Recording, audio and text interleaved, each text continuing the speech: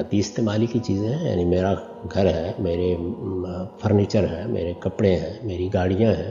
اسی طریقے سے ظاہر ہے بچوں کے لیے کوئی چیز آپ نے تو وہ ذاتی استعمال کی چیز ہے. آپ نے کسی بچے کے لیے کوئی اہتمام کر رکھا ہوا ہے یا کوئی چیز اس کے لیے کوئی پلاٹ یا کوئی چیز اس کے نام لگا رکھی ہے، وہ سب چیزیں ذاتی استعمال ہی ہوں گی. یعنی اصل چیز یہ ہے کہ وہ استعمال کرنے کے لیے ہے. یعنی یوں نہیں ہے کہ آپ نے اس نام سے مال جمع کر رکھا ہوا ہے. استعمال کی چیزیں تو استعمال کی کسی چیز پر بھی نہیں ہوگی، وہ کوئی بھی ہو سکتی ہے. اس سے زائد جو کچھ آپ کے پاس ہے، خواہ وہ آپ نے بچت کے طور پر رکھا ہوا ہے یا وہ تجارت کا مال ہے، اس سب پر زکوٰۃ آئے گی. ٹھیک، لیکن اگر ہم نے مثلا کوئی پلاٹ لے کے رکھا ہوا ہے، استعمال میں نہیں ہے، مستقبل میں پیش نظر ہے 20-30 سال بعد گھر بنائیں گے، اس کا کیا معاملہ ہوگا؟ اگر اپنے گھر کے لیے رکھا ہے تو اس پر کوئی زکوٰۃ نہیں ہوگی، اور اگر وہ محض روپیہ جمع کر کے رکھنے کے لیے یا انویسٹمنٹ کے نقطہ نظر سے رکھا ہے تو پھر اس پر زکوٰۃ عائد ہو جائے گی. ٹھیک، آپ کے علم میں غم صاحب بچے آج کل ملک سے باہر جاتے ہیں، فیسیں بڑی ادا کرنی پڑتی ہیں، والدین اس کے لیے بھی کافی حد تک جمع کرتے ہیں کالج فنڈ بنا کر، تو وہ جو مال ہے وہ بچوں کی ذاتی ضروریات کے طور پہ خرچ کرنے میں آئے گا یا اس پہ بچت کی زکوٰۃ ان کو ہر سال ادا کرنی ہے؟ اگر تعلیم کے کوئی ایسے ناگزیر اخراجات بن گئے ہیں موجودہ زمانے میں تو ان کو بھی استعمال کے اخراجات ہی کے طور پر رکھنا چاہیے. ٹھیک، آگے بڑھتے ہیں. یہ بتائیے گا ہم سب کہ آپ نے فرمایا کہ جو پیداوار ہے اس میں 5, 10 اور 20% زکوٰۃ ہوتی ہے. یہ پیداوار کی زکوٰۃ بالعموم لوگوں کے لیے ایک بہت ہی منفرد چیز ہوتی ہے، وہ زمین کی پیداوار سے تو واقف ہیں. سروسز پہ جو اطلاق آپ نے کیا ہے یا کوئی آپ کا اجتہادی اطلاق ہے؟ کہ پہلے تو اصل بات کو سمجھ لینا چاہیے. یعنی اللہ کے پیغمبر ہی نے یہ سب چیزیں مقرر کی ہیں، یہ کوئی میں نے دریافت نہیں کی. آپ نے عشر سنا ہوگا تو عربی میں عشر 10% کو کہتے ہیں. نصف عشر سنا ہوگا تو وہ اصل میں عربی زبان میں 5% کو کہتے ہیں. تو یہ سب کے سب زکوٰۃ کے شرع ہیں جو اللہ کے پیغمبر نے مقرر کی ہیں. آپ کے زمانے میں جو پیداوار تھی وہ زرعی پیداوار ہی تھی زیادہ تر. یعنی باغ لگایا ہے، کوئی فصل اگائی ہے تو یہی پیداوار تھی. پیداوار کی دوسری قسم جانوروں کی پیداوار تھی اور ان میں بھی بڑھوتری ہوتی رہتی تھی، اس کے لیے بالکل الگ طریقہ مقرر کر دی. لیکن زرعی پیداوار کے لیے جو آپ نے قاعدہ بنایا اس کو جاری کیا وہ پہلے سے بھی موجود تھا، ابراہیمی روایت میں بھی رہا ہے اور بائبل میں بھی اسی کے آثار ملتے ہیں. وہ یہ تھا کہ اگر تو پیداوار محنت اور سرمایہ دونوں سے ہو رہی ہے، ظاہر ہے پیداوار ایسے تو نہیں ہو جائے گی نا، اس کے اندر کوئی چیز لگے گی تو پیداوار ہوگی. تو اگر وہ محنت اور سرمایہ دونوں سے ہو رہی ہے تو 5%، ایک سے ہو رہی ہے تو 10%، دونوں کے بغیر ہونی شروع ہو گئی ہے تو پھر 20%. جس کو خمس آپ کہتے ہیں وہ 20% ہے اصل میں عربی میں. اگر کہنا ہو 20% تو اسے خمس کہتے ہیں، اگر کہنا ہو 10% تو اسے عشر کہتے ہیں.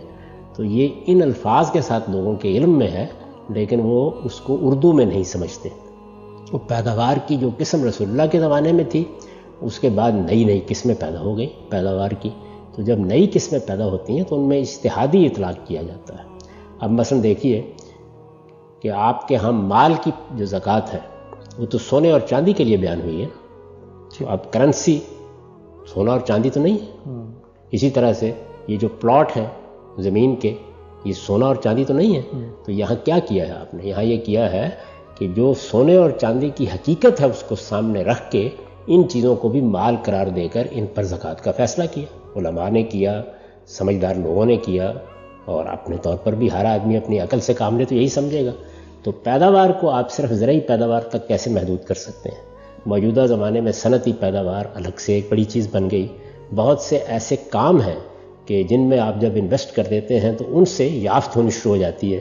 آپ نے اسکول بنا دیے، فیسیں آنی شروع ہو گئیں. کوئی ڈاکٹر ہے اس نے اپنا کلینک کھول لیا، اس میں اس کو معاوضہ ادا کیا جاتا ہے. تو دسیوں پیداوار کی صورتیں پیدا ہو گئیں. پلازے بنا لیں، مکان بنا لیں، ان کا کرایہ آنے لگ جاتا ہے. تو پیداوار کی نئی صورتوں کو اسی اصول پر الحاق کر کے ان پر زکوٰۃ عائد کی جائے گی. تو میں نے یہ کام کیا ہے، یہ باقی لوگ بھی کر رہے ہیں، لیکن انہوں نے غور نہیں کیا اس بات کے اوپر کہ جس وقت کرنسی نوٹ پر انہوں نے زکوٰۃ عائد کی یا پلاٹ پر زکوٰۃ عائد کی یا اور سرمایے کی صورتیں نئی پیدا ہوئیں تو یہی کر کے کی نا. رسول اللہ صلی اللہ علیہ وسلم کے زمانے میں تو یہ چیز نہیں تھی. اسی طرح سے عرب میں کچھ چیزیں تھیں جو زمین سے اگتی تھیں، تو کیا انہی تک محدود ہوگی؟ اگر آپ کے ہاں آم اگتے ہیں تو عرب تو اس سے واقف نہیں تھے، تو ان کے پھل پر زکوٰۃ نہیں ہوگی. تو چیز کو مقابل میں رکھ کے دیکھا جاتا ہے. ایسے ہی جانوروں کی زکوٰۃ میں اگر رسول اللہ کے زمانے میں دیکھیں تو وہاں بھیڑ بکریاں ہیں، وہاں اونٹ ہیں، وہاں گائے ہے، بھینس نہیں ہے. لیکن ہندوستان میں تو بھینسیں موجود تھیں. تو قیاس کیا جائے گا نا پھر کہ بھینس کی زکوٰۃ میں اب کس کے ساتھ الحاق کرنا ہے؟ تو لوگوں نے گائے کے ساتھ کر دیا. کسی اور جگہ پہ ایسے جانور ہو سکتے ہیں کہ آپ بھیڑ بکری کے ساتھ کریں. مثال کے طور پر اگر کسی جگہ پہ لوگ ہرن اور چکارے اور اس طرح کے جانور پالنا شروع کر دیں اور انہیں پالتو بنا لیں تو وہاں آپ اس کا الحاق کس چیز سے کریں گے؟ بھیڑ بکریوں سے کریں گے نا. تو اس لیے یہ اجتہادی عمل تو قیامت تک ایسے ہی جاری رہے گا، اسی کی طرف میں نے توجہ دلائی ہے، کوئی ایسا نیا کام نہیں کیا. ٹھیک ہے. ہم صاحب نے فرمایا کہ پیداوار کی زکوٰۃ کی یہ 3 مدات ہیں، مال، محنت اور سرمایہ دونوں لگے تو 5%، دونوں میں سے کوئی ایک لگے تو 10%، اور دونوں ہی نہ لگیں اور ویسے ہی آپ کو عطیہ خداوندی کے طور پہ کچھ چیز مل جائے تو 20%. یہ بتائیے گا کہ پیداوار کی زکوٰۃ عائد کب ہوتی ہے، اور یہ پیداوار جب ہم کر رہے ہوتے ہیں تو پوری پیداوار پہ 10%، 5%، 20% دینا ہوتا ہے، یا جو ویلیو ایڈیشن ہوتی ہے، سونا 100 روپے کا پیچھے سے لیا اور اس پہ محنت لگا کے ایک زیور بنا کے 130 کا بیچا تو اب 130 پہ زکوٰۃ ہوگی یا صرف 30 روپے کی ویلیو ایڈیشن پہ زکوٰۃ ہوگی؟ اس صنعتی معاملات میں تو ویلیو ایڈیشن ہی پر زکوٰۃ ہونی چاہیے، کیونکہ پیچھے سے بہت سا جو میٹیریل آتا ہے وہ پہلے سے زکوٰۃ کے مرحلے سے توقع کی جانی چاہیے کہ مسلمانوں کے معاشرے میں گزر کر آئے گا. نہیں گزرا ہے تو کوئی ذمہ داری اس آدمی پر نہیں ہے، وہ ذمہ داری پیچھے تھی، جس نے سونا خریدا اس نے زکوٰۃ دینی تھی اس کے اوپر. اب آپ نے اس پر جو عمل کیا ہے تو اس سے ایک ویلیو ایڈیشن ہوتی ہے، تو اس کے اوپر یعنی اس کے 5%، اس کے 10%، اس کے 20% پر قاعدے کے مطابق زکوٰۃ عائد ہو جائے گی. یہی طریقہ ہوگا، لیکن یہ صنعتی پیداوار میں ہے. باقی یہ ہے کہ آپ نے فیسیں لی ہیں، آپ نے ایک اسکول بنایا ہے، کوئی کالج بنایا ہے، ڈاکٹر کی حیثیت سے فیسیں لی ہیں، تو ایک کلینک کے اوپر آپ کا کچھ خرچ بھی ہوتا ہے، ظاہر تنخواہیں دیتے ہیں آپ، کوئی عمارت ہوتی ہے، کوئی کرایہ دیتے ہیں، اسی طرح سے اس میں آپ کی محنت بھی صرف ہو رہی ہوتی ہے تو 5% ہو جائے گی. وہ گراس پہ ہوتی ہے ہمیشہ، اس میں اخراجات نہیں نکالے جاتے. پیداوار کی زکوٰۃ کا اصول یہی ہے. لیکن جو اس کے لیے میٹیریل چاہیے یا کوئی اس طرح کی چیز چاہیے، وہ ایک طرح سے عوامل پیداواری کا حصہ بن جاتی ہے، اس کے بغیر زیور بن نہیں سکتا. تو اس لیے جیسے اس فیکٹری پر کوئی زکوٰۃ نہیں ہے، اس کارخانے پر نہیں ہے، اسی طریقے سے اس را میٹیریل پر بھی نہیں ہوگی، بلکہ ویلیو ایڈیشن کے اوپر ہوگی. اور یہ جو زکوٰۃ ہے، یہ میں نے پہلے عرض کر دیا ہے کہ 5، 10 اور 20% ہوگی. یعنی اس میں دیکھا یہ جائے گا کہ کیا وہ محنت اور سرمایہ دونوں سے پروڈیوس ہو رہا ہے، یا وہ محض محنت یا محض سرمایہ سے ہو رہا ہے، یا پھر دونوں کے بغیر ہونا شروع ہو گیا. ٹھیک. شیخ صاحب، ہم چیزیں کرائے پہ دیتے ہیں، اکثر شادی ہال کرائے پہ دیتے ہیں، بلڈنگیں، عمارتیں، گھر کرائے پہ دیتے ہیں، تو یہ کرائے پہ گھر دینے سے جو ہمیں آمدن ہو رہی ہوتی ہے اس کو کس میں شمار کریں گے؟ اور عام طور پہ ہمارے اخراجات آ رہے ہوتے ہیں، کچھ مینٹیننس کے، کچھ ٹیکسز کے، مغربی ممالک میں بہت بڑی تعداد ٹیکسز کی ہوتی ہے، تو کیا ان کو نکال کے جو آمدن بچی ہے اس کے اوپر زکوٰۃ عائد کریں گے؟ دیکھیے، بات یہ ہے کہ یہ کرائے کی چیزوں کے اوپر بھی وہی، اگر آپ کے اخراجات بھی ہو رہے ہیں، یعنی ایک تو چیز یہ ہے کہ خود اس چیز کو وجود میں لانے کے لیے اخراجات ہو رہے ہیں، یا وجود میں رکھنے کے لیے بہت اخراجات ہو رہے ہیں، تو اس صورت میں تو وہی اصول ہوگا کہ آپ اس کو نکال لیں اس کے اندر سے. لیکن اگر معمول کے اخراجات ہو رہے ہیں اور آپ کی کچھ محنت بھی صرف ہو رہی ہے تو پھر 5% کرائے کا. اور اگر بس سرمایہ لگ گیا ہے، مکان بن گیا ہے، اب تھوڑا بہت اس پر خرچ بھی ہو جاتا ہے، لیکن یہ کہ وہ کوئی ایسا قابل ذکر خرچ نہیں ہوتا، تو پھر 10% کرائے ہوگا.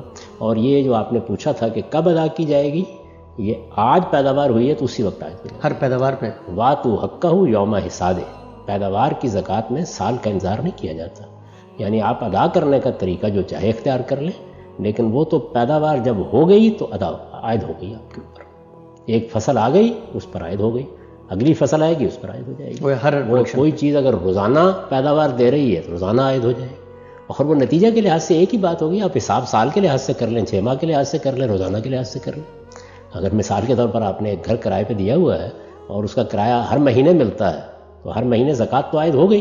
آپ ادا آپ نے کب کرنی ہے وہ آپ سال کے سال بھی کر سکتے ہیں. ٹھیک. ہم سب اس میں یہ بات بھی بیان فرمائیے گا کہ ہمارے عام طور پہ انویسٹمنٹ کے لیے پلاٹس لیے جاتے ہیں تو وہ اس پہ زکوٰۃ تو آ رہی ہوتی ہے، لیکن زکوٰۃ ادا آدمی اسی وقت کر سکتا ہے کہ جب وہ پلاٹ بکے. تو کیا یہ بھی ہو سکتا ہے کہ زکوٰۃ آپ پر عائد ہو گئی ہے لیکن آپ اس کی ادائیگی کو مؤخر کر سکتے ہیں چیز کے بکنے تک؟ جی بالکل ایسے ہی. اس لیے کہ آپ بہت سی چیزیں ایسی ہیں کہ جن کو توڑ تو نہیں سکتے. یہ تو نہیں ہو سکتا نا کہ آپ ایک پلاٹ ہے آپ کے پاس 1 کنال کا یا 2 کنال کا، تو اس کا ایک کونا بیچتے ہیں یہ زکوٰۃ دینے کے لیے. تو اس میں یہ ہے کہ حساب رکھیے، جو اس کی اس وقت مارکیٹ میں قیمت ہر سال بنتی جائے گی اس پہ زکوٰۃ عائد ہوتی چلی جائے گی. جب آپ بیچیں گے تو پھر وہ رقم اکٹھی ادا کر دیں. ٹھیک. سونے کے بارے میں عام طور پر اگر کسی آدمی کے پاس گنجائش ہے دینے کی تو وہ ضرور دے. ٹھیک. زیورات کے بارے میں عام طور پہ علماء یہ کہتے ہیں کہ اگر آپ پر زکوٰۃ عائد ہو گئی ہے اور آپ کے پاس پیسے نہیں ہیں تو سونے کو بیچ کر آپ اس کی زکوٰۃ عائد کریں، تو وہاں پر مؤخر نہیں کی جا سکتی کیا؟ جی اسی وجہ یہ ہے کہ سونے کو بیچنے سے یا اس کا کوئی حصہ بیچنے سے کوئی ایسا قیامت نہیں آتی، وہ آسانی سے بیچا جا سکتا ہے. تو اس وجہ سے وہ ٹھیک ہی کہتے ہیں. تاہم اگر کسی معاملے میں ایسی مشکل وہاں بھی پیش آئے اور آپ سمجھتے ہیں کہ یہ 2 سال بعد 3 سال بعد بکے گا، تو آپ اس کا حساب رکھیں اور پھر جب بیچیں تو ادا کریں. ٹھیک. مکان کو کرائے پہ دے کر یہ حساب رکھ کے بیچنے کا اصول وہی ہوگا کہ جہاں اس وقت اس کا ادا کرنا متعذر ہو جائے، یعنی کم و بیش ناممکن ہو جائے، وہ آسان کام نہ ہو. ٹھیک. مکان پر کرایہ ادا کرتے ہیں. مغربی ممالک میں عام طور پہ لوگ مکان مارگیج پہ لیتے ہیں، تو جو مارگیج کی پیمنٹ کی ادائیگی کے بعد بقیہ رقم بچتی ہے اس کے اوپر زکوٰۃ ادا کی جائے گی یا وہ جو مکمل رقم ہے اس کے اوپر؟ نہیں، جو کچھ بچتا ہے وہ تو نکل گئی، وہ تو اصل میں آپ کا ہے ہی نہیں، تو اس لیے اس کے بعد ہی آپ ادا کریں گے. ٹھیک. آگے بڑھتے ہیں ہم سب. یہ بتائیے گا کہ آپ نے بتایا کہ ڈاکٹروں کی فیس اور اسی طرح شادی ہال لوگ کرائے پہ دیتے ہیں، اسکول چلاتے ہیں، ان سب پر بھی، سروس انڈسٹری پر بھی آپ اسی کا اطلاق کرتے ہیں. تو آپ فرماتے ہیں اکثر کہ اگر کوئی ٹیکس ادا کر رہا ہے حکومتوں کو تو جو زکوٰۃ اس کے ذمہ واجب ہے وہ ٹیکس اس میں سے منہا کر سکتا ہے، اس ٹیکس کو نکال سکتا ہے. اس کی ذرا تفصیل بتائیے گا، استدلال بتائیے. یہ بڑی سادہ سی بات ہے. جیسے پہلی بات کے بارے میں نے عرض کیا کہ اللہ کے پیغمبر نے اپنے زمانے کے لحاظ سے فیصلہ کر دیا کہ ان چیزوں پر زکوٰۃ ہوگی. اب اگر اسی علت کو سامنے رکھ کے جو باعث بنی ہے وہاں آپ دیکھتے ہیں کوئی نئی چیز وجود میں آ گئی ہے تو اس پہ اطلاق کیا جائے گا اس کا. یعنی یہ نہیں کہا جائے گا کہ سونے پر زکوٰۃ عائد کی گئی تھی، اب کرنسی نوٹ ہیں تو نہیں ادا کی جائے گی. یہ نہیں کہا جائے گا کہ گایوں پر تو زکوٰۃ عائد ہوتی تھی، اب بھینسیں پالیں گے تو زکوٰۃ نہیں دیں گے. تو جو بھی نئی چیز ہوگی وہ جانوروں میں ہوگی، مواشی میں ہوگی، وہ مال میں ہوگی، وہ پیداوار میں ہوگی، اس کو اسی اصول پر الحاق کر کے دکھایا جائے گا. یہ میں نے پہلے ابتدا میں عرض کر دیا تھا کہ اسلامی قانون کی روح سے حکومت کو اس سے زائد کچھ لینے کا حق نہیں ہے.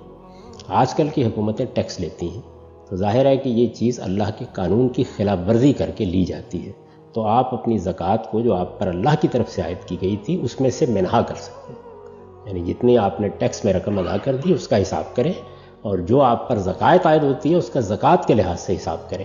تو اگر وہ اتنی رقم ادا ہو گئی ہے تو آپ کی زکوٰۃ بھی ادا ہو گئی، اگر اتنی رقم ادا نہیں ہوئی تو جو زائد ہے وہ آپ ادا کریں.